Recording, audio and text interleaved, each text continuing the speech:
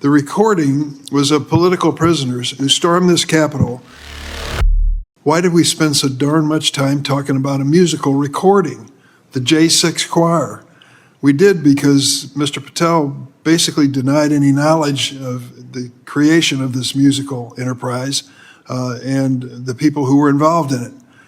He was very proud of the musical selection, which he was playing at rallies for President Trump, and he was very much involved in calling these folks political prisoners who had stormed the Capitol on January 6th.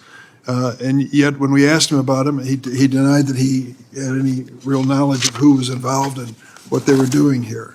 I look at, I'm trying to find one quote. He was on Steve Bannon's show. Mr. Patel claimed he didn't have anything to do with the January 6th prison choir, which includes January 6th rioters who violently assaulted police officers.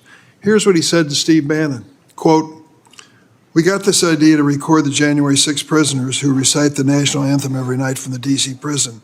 Then we took that to the studio, so we mastered and digitized it."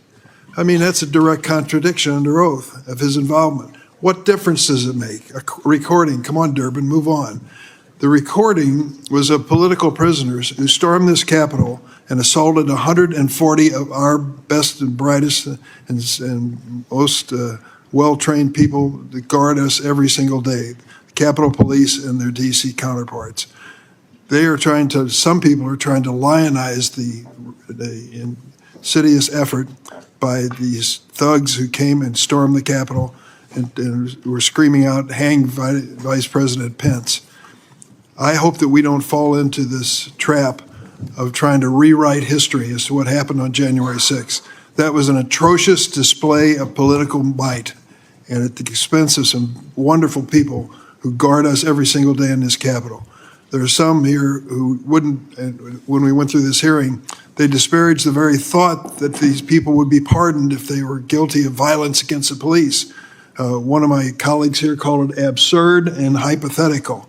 Well, it turned out to not be so absurd. On the first day he was president, and the second term, Donald Trump issued a blanket pardon for all those who had been arrested. Mr. Patel was part of this lionization of these thugs who took over the Capitol or tried to take it over on that day.